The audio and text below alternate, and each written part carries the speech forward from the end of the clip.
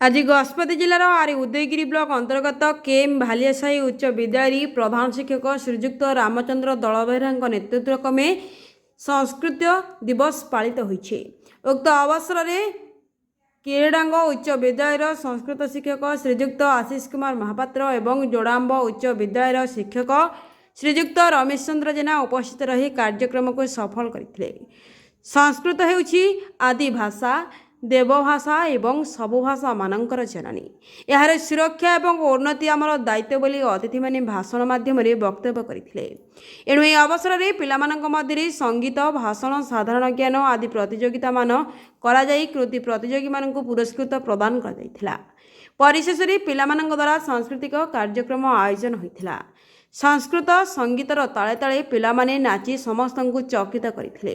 उक्त कार्यक्रम को विद्यालय संस्कृत शिक्षक श्रीजुक्त प्रहलाद सियाल आयोजन करने सहित मंच परिचालना माध्यम करथिले।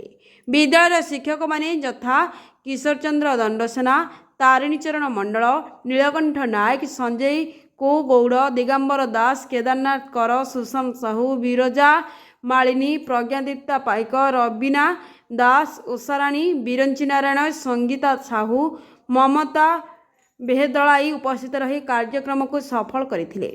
परिशेष में शिक्षक युधिष्ठिर पाइक अतिथि मानक धन्यवाद अर्पण करने सहित शांति मंत्रपाठ करथिले।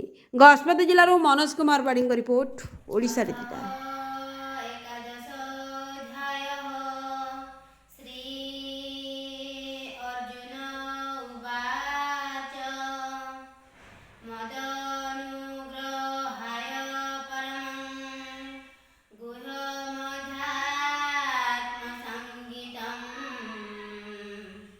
यत्त्वयुक्तं वचस्ते